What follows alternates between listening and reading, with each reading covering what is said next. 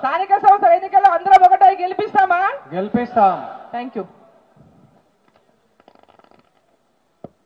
అక్కగారికి ప్రత్యేక ధన్యవాదాలు. అలాగే ఇప్పుడు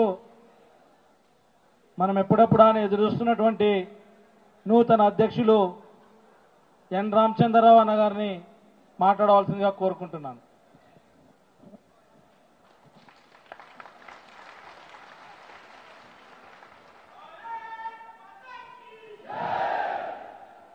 నారాయణపేట జిల్లా అధ్యక్షుడు సత్య యాదవ్ గారు,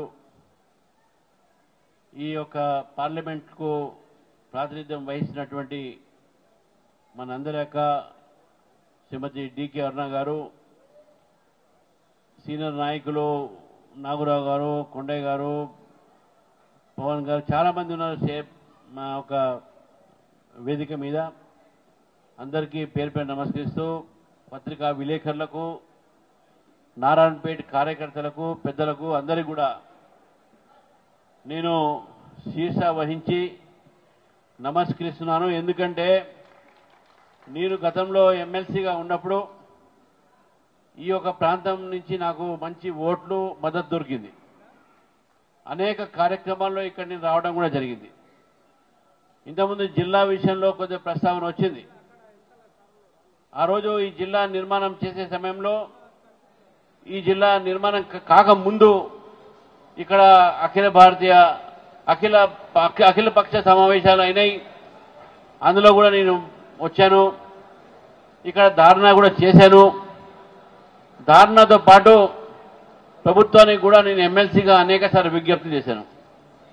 ఒకసారి అప్పుడు ఉన్నటువంటి ముఖ్యమంత్రి కేసీఆర్ గారు ఆల్ పార్టీ మీటింగ్ పెట్టి, ఎన్ని చేస్తావా జిల్లాలంటే, సార్ మీరే కదా చిన్న జిల్లాలు ఉంటే బాగుంటుందని చెప్పేసి మీకు ఇష్టమైతేనో ఒక్కొక్క అసెంబ్లీకి ఒక్క జిల్లా చేసేస్తున్నారు. మరి నారాయణపేట, ములుగు ఈ రెండు కూడా ప్రాంతం కూడా అడుగుతున్నాయి, వాళ్ళకు కూడా ఇచ్చేయండి సార్, ఏమవుతుంది అన్న. చూస్తాంలే అని చెప్పాడు. అది కుదరదని చెప్పాడు. దాని తర్వాత నేను కౌన్సిల్లో మాట్లాడుతూ దాని యొక్క నేను క్లిప్పింగ్ కూడా పంపించాను. మన నామరావు గారికి, మన సత్యంగా చూశాను, అందరూ కూడా చూసిండొచ్చు. నేను కౌన్సిల్లో ప్రభుత్వాన్ని అడిగాను, మీరు నారాయణపేట, ములుగు ఒక ప్రజల ఒక ఆకాంక్షని మీరు గుర్తించి నారాయణపేట జిల్లా మీరు ప్రకటించాలే ముఖ్యమంత్రి గారు. అక్కడ జిల్లాలో ఇంకా అక్కడ ఉద్యమం నడుస్తుంది, కొద్దిగా ఆలోచించండి అంటే దాని తర్వాత ఒక నెలకు నారాయణపేట జిల్లా ఏర్పాటైన విషయాన్ని ఈరోజు నాకు గుర్తొస్తా ఉంది. అంతేకాదు మిత్రులారా, ఈరోజు నారాయణపేటలో అనేక సార్లు నేను అనేక కార్యక్రమాలు రావడంతో, ఇంతకుముందు సత్యం చెప్పినట్టు 69 జియోలో ఆ రోజు టీఆర్ఎస్ మినహాయించి అన్ని పార్టీలు కూడా కలిసి కొడంగల్, నారాయణపేట కొడంగల్ ఎత్తిపోతల ప్రాజెక్టుని దాన్ని పూర్తి చేయాలని చెప్పేసి, దాన్ని కొంత ఖర్చు పెడితే అది అయిపోతుందని చెప్పేసి కూడా ఆ రోజు కౌన్సిల్లో నేను మాట్లాడాను. ఇక్కడ మీరు చేసినటువంటి ఒక ఉద్యమాల్లో కూడా నేను పాల్గొన్నాను. ఆ రోజు నాకు గుర్తుంది, జైపాల్ రెడ్డి గారు అయితే, సీత దయాకర్ రెడ్డి గారు అయితే, నాగరావు గారు అయితే, నాగరావు గారు పాదయాత్ర కూడా చేశారు పార్టీ తరఫు నుంచి. ఇక్కడ అఖిల పక్ష దాంట్లో పాదయాత్ర చేశారు. మరి ఆనాడు ఉన్నటువంటి ఈ ప్రాజెక్టులకు, అంతేకాదు జిల్లాలో అనేక ప్రాజెక్టులు ఉన్నాయి. పక్కనే ముఖ్యమంత్రి గారి నియోజకవర్గం, మరి పక్కనే ఉన్న నియోజకవర్గంలో ఆ రోజు గెలిచిన తర్వాత కొడంగల్లో, నీ కొడంగల్కు 10,000 కోట్ల రూపాయలు నేను ఖర్చు పెడతానని చెప్పాడు. 10,000 కోట్ల రూపాయలు 2 సంవత్సరాలు అయిపోయినాయి. ఎన్ని కోట్లు పెట్టాడు నాకే తెలియదు, అది మీరు కనుక్కోవాలి. మహబూబ్ నగర్ జిల్లా, నా సొంత జిల్లా, నేను 1,00,000 కోట్లు 5 సంవత్సరాలు పెడతా అన్నాడు. 1,05 సంవత్సరాలు వదిలిపెట్టంటే ముఖ్యమంత్రి గారు, ఈ 2 సంవత్సరాల దగ్గరకు వచ్చి దాదాపు 19 నెలలు అయిపోతున్నాయి. మీరు మహబూబ్నగర్ జిల్లాకు ఎన్ని కోట్లు పెట్టారని చెప్పేసి అడుగుతా ఉన్నాను మిమ్మల్ని. ఏ ఒక ప్రాంతాన్ని నెగ్లెక్ట్ చేసి, ఈ ప్రాంతాన్ని నిర్లక్ష్యం చేసి ఈరోజు ముఖ్యమంత్రిగా ఉంటూ ఇది నా జిల్లా అంటూ, ఈ నా ఒక నియోజకవర్గం అంటూ చెప్తున్నారు. ఆ నియోజకవర్గంలో ప్రజల సమస్యలు గాలికి వదిలేశారు మీరు. ఇంతకుముందు అనేక సమస్యలు అరుణాక గారు మాట్లాడారు, సత్యం గారు మాట్లాడారు. ఇవన్నీ కూడా సమస్యలు అయితే మన ముందు ఉన్నాయో, ఈ సమస్యల పరిష్కారం కోసము ఏదైనా ఒక మార్గం ఉందంటే అది కేవలం రేపు రాయబోయేటటువంటి స్థానిక ఎన్నికల్లో బీజేపీ గెలిపే దానికి మార్గం అని చెప్పి చెప్తాను మిత్రులారా. మన కొంతమంది మక్తల నుంచి నా దగ్గరకు వచ్చారు. వాళ్ళందరూ చెప్పాను, మీరందరూ కూడా రైతు కుటుంబం వచ్చిన వాళ్ళు, ఈ ప్రాంతం కూడా ఎక్కువ రైతులు ఇక్కడ ఉన్న వాళ్ళు ఉన్నారు. ఈ యొక్క రైతాంగానికి మరొకసారి విషయం చెప్తా ఉన్నాను మిత్రులారా. ఈ ప్రభుత్వము గతంలో చెప్పింది, మొన్న కూడా చెప్పింది, ఇప్పుడు కూడా చెప్తా ఉంది, యూరియా కొరత ఉంది, మాకు కేంద్ర ప్రభుత్వం యూరియా ఇవ్వట్లేదని. ఇదే రాష్ట్ర ప్రభుత్వము మేము గతంలో చెప్పాము, కేంద్ర ప్రభుత్వం వాళ్ళకి చెప్పారు, మనకు కావాల్సింది, మనకు అవసరం ఉన్నది 9 లక్షల మెట్రిక్ టన్ను, కానీ కేంద్ర ప్రభుత్వం ఇచ్చింది 12 లక్షల మెట్రిక్ టన్ను పై చెరుకు. 9 లక్షలు అడిగితే మేము 12 లక్షలు ఇచ్చినాము. అయినా కూడా ఎరువు దుకాణాల్లో ఎరువు యూరియా ఎందుకు తక్కువ ఉంది, ఎందుకు కొరత ఉన్నది అని చెప్పేసి కూడా నేను ప్రభుత్వాన్ని ప్రశ్నిస్తున్నాను. మేము ఎక్కువ ఇచ్చే యూరియా ఎక్కడ పోయింది, ఎవరి దగ్గర దాచారు, ఎవరు దాస్తున్నారు, ఎవరు దళాలు చేస్తున్నారు అని కనుక్కునే బాధ్యత ఈ రాష్ట్ర ప్రభుత్వాన్ని. రైతాంగం గురించి మీరు మాట్లాడితే, రైతాంగం బాగు తెలుసుకోవాలంటే ఈ యొక్క దళాలీలు ఎవరైతే యూరియా షాపులలో కానీ మందుల దుకాణంలో కానీ దళాలు చేసి ఈ యొక్క యూరియాని వాళ్ళు స్టాక్గా పెడుతున్నారు, యూరియా మార్కెట్లో పెట్టకుండా చూస్తున్నారు, అది చూడాల్సిన బాధ్యత ఈ యొక్క రాష్ట్ర ప్రభుత్వాన్ని మిత్రులారా. అందుకే రైతులకు ఈరోజు యూరియా సరిగ్గా దొరకట్లేదు. దానికి కారణము రాష్ట్ర ప్రభుత్వం నిర్లక్ష్యం. దానికి కారణము రాష్ట్ర ప్రభుత్వం కొంతమందిని ప్రోత్సహించి, దళారీని ప్రోత్సహించి యూరియాని దాచిపెడతా ఉన్నారు. కాబట్టి మిత్రులారా, ఇది ఆలోచించాల్సిన అవసరం ఉన్నది. ఈ ప్రభుత్వం మాటలు పెద్దగా చెప్తా ఉంది. టీఆర్ఎస్ ప్రభుత్వం ఉన్నప్పుడు కూడా, అప్పుడు ఆ రోజు ముఖ్యమంత్రి గారు ఇక్కడి నుంచి ప్రాతినిధ్యం వహించారు మహబూబ్ నగర్ పార్లమెంటు. మన అనేకమైన వాగ్దానాలు చేశారు. ముఖ్యమంత్రి అయిన తర్వాత కూడా వాగ్దానాలు చేశారు. ఇక్కడ ఉన్నటువంటి సంఘం ప్రాజెక్టులు అయితే అయింది, ఇక్కడ జరిగినటువంటి ఒక ఏదైతే ఇంకా వేరే ప్రాజెక్టులు అయితే ఉన్నాయో, ఈ ప్రాజెక్ట్ భూత్పూర్ ప్రాజెక్ట్ ఏది ఉందో దానికి సంబంధించినటువంటి నిర్వాసితులకు ఇప్పటి వరకు కూడా మనకు దానిపైన నిర్వాసితులకు న్యాయం జరగలే. నిర్వాసితులకు రావాల్సినటువంటి ఒక కాంపన్సేషన్ ఇంకా రాలేదు. ఇంకా వాళ్ళు తిరుగుతూ ఉన్నారు. మా పార్టీ చుట్టూ, మా పార్టీ నాయకుల చుట్టూ వెళితే మేము గతంలో మహబూబ్ నగర్లో దాని మీద ధారణాలు కూడా మేము చేయడం జరిగింది మిత్రులారా. కాబట్టి ఈ యొక్క ప్రభుత్వం రైతులకు వ్యతిరేకమైన ప్రభుత్వం, ఈ ప్రభుత్వం యువకులకు వ్యతిరేకమైన ప్రభుత్వం, ఈ ప్రభుత్వం ప్రజలకు వ్యతిరేకమైన ప్రభుత్వం, ఈ ప్రభుత్వం బీసీలకు వ్యతిరేకమైన ప్రభుత్వం కూడా అని చెప్తాను మిత్రులారా. బీసీలకు రిజర్వేషన్ ఇస్తా అని చెప్పి 42% చెప్తూ అందులో 10% ముస్లింలకు కేవలం ఓటు బ్యాంక్ పాలిటిక్స్ ద్వారా ఇస్తున్నారంటే, కేవలం బీసీలకు 32% మాత్రమే మీరు రిజర్వేషన్ ఇస్తున్నారు, 10% మీరు ముస్లింలకు ఇస్తున్నారు. 32% మాత్రమే బీసీలకు వస్తుంది. కాబట్టి దీన్ని భారతీయ జనతా పార్టీ తీవ్రంగా ఖండిస్తుంది. భారతీయ జనతా పార్టీ డిమాండ్ చేస్తుంది ప్రభుత్వాన్ని 42%కి 42% బీసీలకే ఈ సీట్లు ఇవ్వాలి, కేటాయించాలి. కానీ దీంట్లో మతపరమైనటువంటి రిజర్వేషన్ని భారతీయ జనతా పార్టీ ఒప్పుకోదు. దీని విషయంలో మేము తప్పకుండా ఉద్యమిస్తాం మిత్రులారా.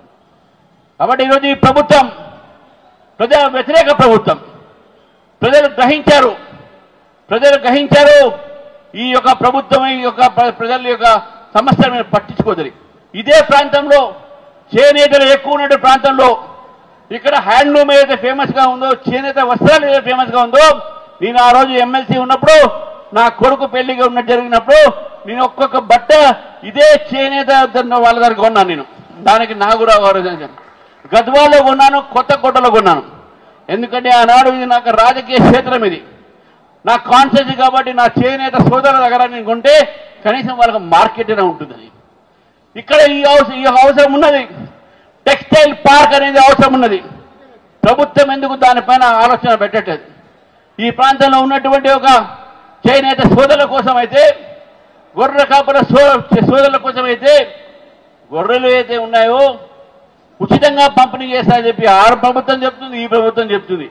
కానీ ఎవరికి వస్తున్నదో, ఎవరికి పోతున్నారో, ఆ గొర్రెలు ఎడిపోతున్నాయో అది ఎక్కడ ఎవరు తెలవట్లేదు. కాబట్టి మిత్రులారా, ఈ సమస్యలన్నీ కూడా ఈ ప్రభుత్వం విస్మరించిన విషయాన్ని మనం గుర్తుపెట్టుకోవాలి. అందుకే నేను చెప్తా ఉన్నాను, రాబోయేటటువంటి స్థానిక ఎన్నికల్లో ఈసారి భారతీయ జనతా పార్టీని ఆదరించండి. నాకు పూర్తి నమ్మకం ఉంది. ఇక్కడ ఉన్నటువంటి యువకుల ఉత్సాహం చూస్తూ ఉంటే, ఇక్కడ ఉన్నటువంటి కార్యకర్తల ఉత్సాహం చూస్తూ ఉంటే, ఈ రోజు నేను పొద్దున నుంచి ఇప్పుడు దాకా చేసినటువంటి ఒక ప్రయాణంలో ప్రతి చోట నాకు దొరికినటువంటి ఒక ఆదరణ ఏదైతుందో, నాకు దొరికినటువంటి ఒక స్పందన ఏదో ఉందో దాన్ని బట్టి తెలుస్తుంది రేపు రాబోయే రోజుల్లో స్థానిక ఎన్నికల్లో భారతీయ జనతా పార్టీ ఉమ్మడి ఒక జిల్లాలో 5 జిల్లాలో కూడా జిల్లా పరిషత్ గెలుస్తుంది. ఇదే నారాయణపేటలో గెలుస్తుంది. ఆ గెలిచిన జిల్లా పరిషత్ చైర్మన్ కోసము సన్మానం చేయడానికి నేను వస్తానని చెప్తే మీరు చెప్తున్నాను. నేను వస్తాను ఆ రోజు సన్మానం చేయడానికి. నాకు పూర్తి నమ్మకం ఉంది. ప్రజలు మార్పు కోరుతా ఉన్నారు. ప్రజలు బీజేపీ మీద విశ్వసిస్తున్నారు. కాంగ్రెస్ చూశారు, బీఆర్ఎస్ చూశారు. ఒక పరిపాలన ఆ రోజు ఢిల్లీలో ఉన్నటువంటి అవినీతి రహిత పరిపాలన, అభివృద్ధితో నిండిపోయినటువంటి పరిపాలన, నరేంద్ర మోదీ గారు చేసిన పనులు ఇంతమంది ఉన్న అక్క చెప్పింది. దాని విషయంలో పోకుండా ప్రజలు ఆలోచిస్తా ఉన్నారు. మనకు కూడా డబుల్ ఇంజన్ సర్కార్ కావాలి. ఆ డబుల్ ఇంజన్ సర్కార్ కూడా త్వరలోనే తెలంగాణలో రాబోతుందనే విషయాన్ని తెలియజేసిన మిత్రులారా, చివరికి మన ముందు అర్రమ్మ గారు, మన్నమ్మ గారు మాజీ జెడ్పీటీసీ, అదేవిధంగా మాజీ ఎంపీపీ మన పార్టీలు చేరారు. వాళ్ళు చేరడమే కాదు మిత్రులారా, ఈరోజు చాలా మంది భారతీయ జనతా పార్టీలో చేరడం సిద్ధంగా ఉన్నారు.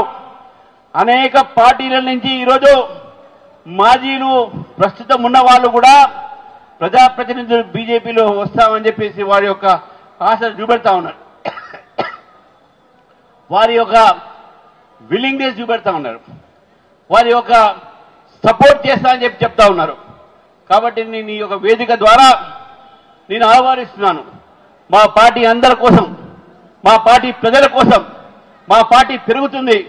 కాబట్టి ఎవరైనా సరే భారతీయ జనతా పార్టీ ఇంతకుముందు వెళ్ళిపోయిన వాళ్ళైనా సరే, ఇప్పుడు ఉన్నటువంటిగా వేరే వేరే రాజకీయ పార్టీలు ఉన్నా సరే మా పార్టీలో చేరండి. రేపు రాబోయే రోజుల్లో తెలంగాణని ఇంకా ముందుకు తీసుకుపోదాం, తెలంగాణ వికసిత తెలంగాణగా మారుద్దాం అనేటటువంటి ఉద్దేశంతో ఈరోజు నేను చెప్తా ఉన్నాను. కాబట్టి ఈ యొక్క సాయంకాలం సమయంలో ఇంతమంది కార్యకర్తల సమయాన్ని ఇచ్చి వచ్చినందుకు మరొక్కసారి అందరికీ ధన్యవాదాలు ముగిస్తాను. భారత్ మాతాకి జై, జై తెలంగాణ. బలో భారత్ మాతాకి. ఇది మరి ఈరోజు గత 3 రోజుల నుండి వర్షాలు వచ్చినా కూడా మరి ప్రోగ్రాం ఇచ్చిండ్రన్నా, మరి ఎట్లా వర్షం వస్తుంది ఏమైనా ఎక్స్టెన్షన్ చేస్తారా అని అన్నని అడిగితే పాలమూరు జిల్లాకైనా 2 తీయండి అన్న.